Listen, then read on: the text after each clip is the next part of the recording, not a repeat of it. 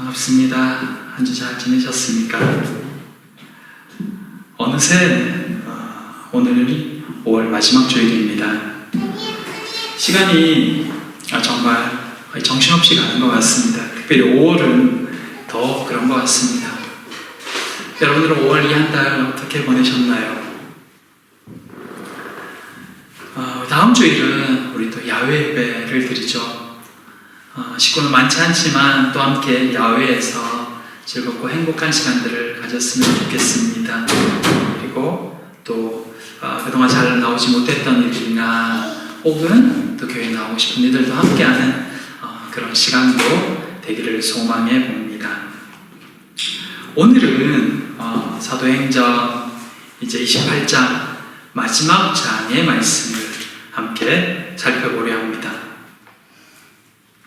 폭풍이라는 죽음의 고비를 넘기고 살아남은 276명의 사람들, 그들 앞에 또 어떤 일들이 벌어지고 있을까요? 오늘 말씀을 통해서 함께 살펴보면서 이 짧은 구절을 통해 오늘 우리에게 주시는 말씀은 무엇인지 함께 생각해 보기를 원합니다. 성령께서 우리의 마음 문을 여시고 또 우리의 귀를 열어서 주시는 말씀을 잘 들을 수 있도록 그렇게 인도하여 주시기를 바랍니다. 우리가 구조된 후에, 이것이 이 28장을 시작하는 첫 단어입니다.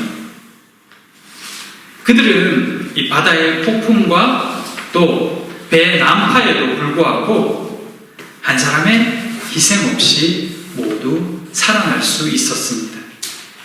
하나님의 약속이 이루어진 것이죠. 그런데 하나님의 계획은 그게 끝이 아니었나 봅니다. 그들이 도착한 섬은 이 멜리데라는 섬이었습니다. 일반적으로 이 섬을 가리켜서 이 몰타 섬이라고 그렇게 많이 이해합니다. 아마 몰타 섬은 많은 분들이 들어보셨을 거예요. 그 몰타 섬은 유럽인들이 이 선호하는 휴양지이고 또 독일에 계신 분들도 종종 가죠. 당시에도 은퇴한 군인들이 많이 가서 살던 곳이었다고 합니다. 낯선 땅, 또 이 이방들이었음에도 불구하고 멜리데 원주민들은 이 난파된 사람들을 참 따뜻하게 맞이해주고 있음을 볼 수가 있습니다. 로마 군사들, 죄수들, 선원들 가릴 것 없이 모두에게 친절을 베풀고 있는 모습을 볼 수가 있습니다. 아마 276명 전체가 둥근 원을 이루어서 중간에 불을 피우지는 않았을 것입니다. 그러니 아마 무리무리 이루어서 모여있고 원주민들이 다니면서 또 불을 피워주고 몸을 데필 수 있도록 해주었겠죠. 그 많은 사람들을 모두에게 따뜻하게 대하고 불을 피워주고 또 필요한 것들을 대접한다는 것은 쉬운 일은 아니었을 것입니다. 그럼에도 불구하고 이 원주민들은 이 난파된 이 사람들을 성심성의껏 돌보고 있었습니다. 사실 이 본문에 등장하는 이 멜리데 섬은 처음에 이 페르키아인들이 식민지를 삼았던 곳입니다. 그리고 그곳에 정착해 살다가 훗날에 로마에 의해서 다시 정복되어집니다. 그렇기 때문에 이 페르키아 원주민의 입장에서 보면 로마 군사는 그렇게 달갑지 않은 사람들이었을 것입니다. 자신들을 정복하고 다스리고 있는 사람들이 말입니다. 하지만 원주민들은 본문을 보면 이 최선을 다해서 이 난파된 사람들, 그들이 군인임을 알면서도 또 죄수임을 알면서도 돌보고 있다는 것을 알 수가 있습니다. 그들은 물론 기독교인은 아닙니다. 하지만 그들의 친절은 기독교인들이 가져야 할 모습임에 분명합니다. 이웃을 대하는 교회의 모습이 어떠해야 될지에 대해서 한 본을 보여주고 있는 모습을 보게 되는 것입니다. 이들의 따뜻함이 이 땅 교회들의 모습이 되기를 원하고 또 우리 교회의 모습이 되기를 소망해 봅니다.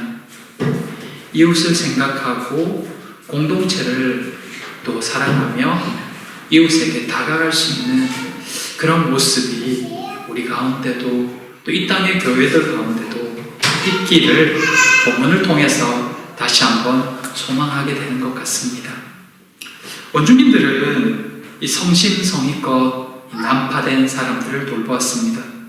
불을 피워서 풍랑에 지치고 물에 빠져 추위에 떠는 이들을 돌봅니다. 바울도 그들을 돕기 위해서 불을 더 지피기 위해 이 나무단이 묶여있는 데서 아마 나무 한 단을 가지고 와서 불에 넣었던 것 같습니다. 그런데 그때가 마침 겨울철이다 보니 뱀이나 여러 가지 짐승들도 아마 그 관목들 속에 들어가서 동면을 하고 있었다고 봅니다. 근데 그렇게 나무단 사이에 같이 끼어왔던 이 뱀이 뜨거운 불기운에 깨어나서 바울의 손을 무는 사건이 발생합니다. 그 뱀이 지독한 독사라는 것을, 지독한 독을 가진 독사라는 것을 바로 알아본 사람들은 원주민들이었습니다. 그들은 난리가 났습니다. 아마 이 독사가 굉장히 무서운 뱀이었나 봅니다. 그들은 그 광경을 보면서 곧 바울이 쓰러지거나 부어서 죽을 것이라고 생각했다라고 본문이 이야기합니다. 그 사건을 보며 그들은 바울이 살인죄를 저지른 것이 분명하다고 짐작했습니다. 그래서 하늘이 벌을 준 것이라고 믿었습니다. 그렇지 않고서야 어떻게 그 모진 바다에서도 살아났는데 이런 불행한 일이 일어날 수 있겠는가라고 판단했던 것입니다.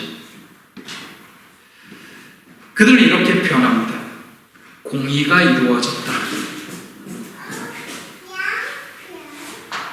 비록 바다에서는 피했지만 공의가 그를 죽게 만들었다.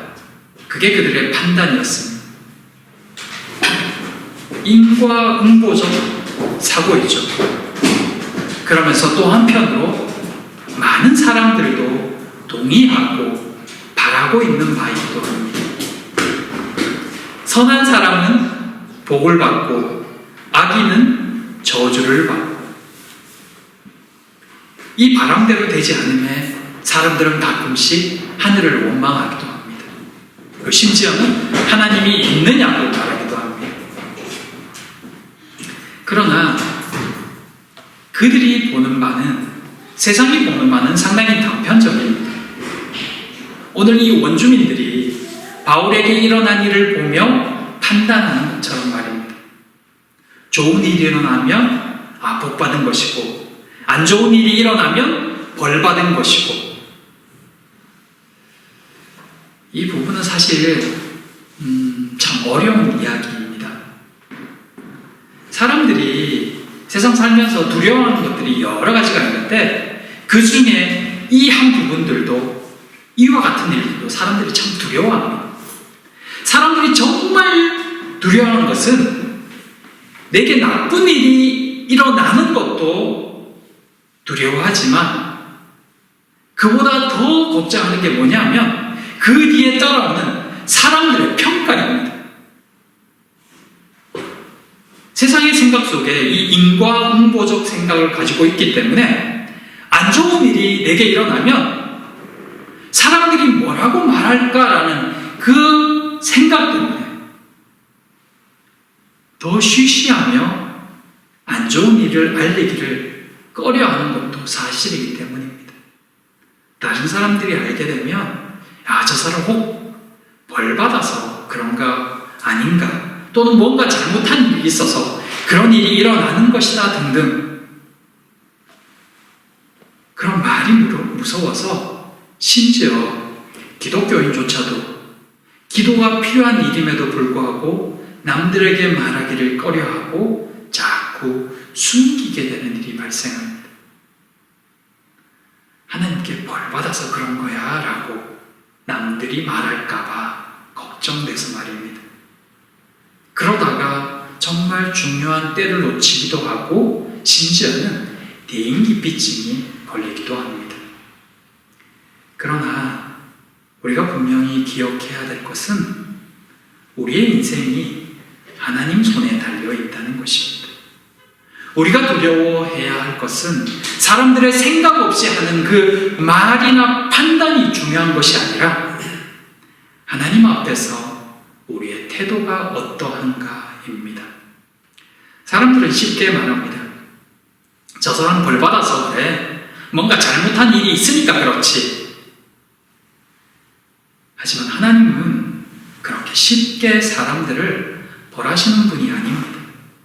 오히려 기회를 주시고 기다려 주시는 분입니다. 그렇기 때문에 하나님 안에서 담대함을 가져야 하는 것입니다. 신앙의 대성배인 아브라함, 모세, 다윗, 또 그리고 수많은 사람들, 그들의 인생에도 여러 차례 크고 작은 위기와 어려움들이 있었습니다. 그들의 상당수는 그들이 자초하지 않은 어려움이었고 곤란이었습니다. 하지만 그들은 그로 인한 사람들의 평가를 두려워했다는 기록이 없습니다. 다만 그 순간 하나님 앞에서 자신들의 태도와 생각과 또 상황을 살필 뿐입니다.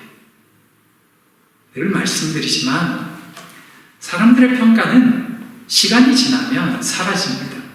상황이 바뀌면 그들의 말도 달라집니다. 그래서 그것은 그렇게 중요하지 않습니다. 남들이 내게 일어난 일을 어떻게 생각하느냐, 어떻게 평가하고 어떻게 말하느냐, 그것은 그냥 늘 말하지만 안 들으면 됩니다. 듣지 않아도 되는 말은 듣지 않아도 되고 마음에 담지 않아도 됩니다. 그들은 곧 바뀔 것이기 때문입니다. 오늘 원주민들이 바울을 향해서 그는 살인하는 자다라고 말했다가 곧 얼마 지나지 않아 신이라고 말하는 것처럼 말입니다. 세상의 말은 그런 것입니다. 사랑하는 성도 여러분, 어떤 상황 속에서도 하나님 앞에서 늘 담대한 그리스도인 되기를 축복합니다. 우리 인생에서 일어나는 여러 크고 작은 일들, 그것들에 위축되거나 또는 너무 흥분하지 말기 바랍니다. 그것은 살면서 일어나는 여러 일들 중 하나일 뿐입니다. 중요한 것은 어느 순간에도 하나님이 우리와 함께 하시며 우리를 지키신다는 그 사실입니다. 그 믿음으로 오늘을 살아가는 모두가 되기를 축복합니다. 늘 하나님의 사랑 안에 거하는 또 그 사랑을 믿는 그런 모두가 되기를 진심으로 소망하고 기도합니다. 둘째, 독사는 독사다. 바울이 독사에 물렸습니다. 원주민들이 난리가 났습니다. 그리고 기다립니다. 언제쯤이면 공의가 이루어져서 바울이 쓰러질지 말입니다. 그런데 시간이 지나도 아무 일도 일어나지 않습니다. 독사를 떨어버린 바울이 이제 나머지 나뭇가지들을 불에 넣고 자리에 돌아가서 앉아서 먹을 것을 먹고 있는 동안에도 여전히 평안한 모습입니다. 그 모습에 또다시 원주민들 사이에서 난리가 났습니다. 그는 분명 신의 사랑을 받은 자, 신이 보낸 자다라고 그렇게 소리칩니다. 이제 그들은 동정심으로 그들을 바라보던 것에서 지나 이제는 존경심과 두려움으로 바울을 바라보기 시작합니다. 그 소문이 원주민들 사이에 퍼지자 그 섬에서 가장 높은 사람인 보블리오가 그들을 초대해서 며칠을 머물게 합니다. 그런데 마침 그 집에는 이 보블리오의 부친이 열병과 이질에 걸려서 누워 있었습니다. 바울이 그에게 가서 기도하고 안수해 줍니다. 그러자 이 부친이 즉시로 났습니다. 또다시 온 동네가 난리가 났습니다. 섬에 있는 모든 병자들이 모두 바울에게 몰려왔습니다. 그들은 고침받습니다. 배가 난파되어서 어쩔 수 없이 온 섬이었는데 이제 그들은, 특히 바울은 그 섬에서 VIP 대접을 받습니다. 석 달을 그 섬에 머물죠.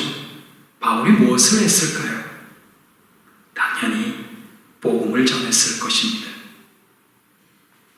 어떤 기록에 의하면 이 훗날에 이 보블리오가 주교가 되었다라는 그런 기록도 있습니다.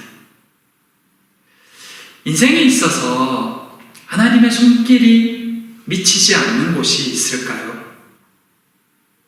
14일을 폭풍에 떠밀려 죽을 고비를 넘기며 그렇게 겨우겨우 살아 도착한 곳이 하필이면 그 많고 많은 섬들 중에서 이탈리아죠. 이탈리아 근교에 있는 한 섬이라는 것. 그 많고 많은 지역과 많고 많은 섬 중에서요.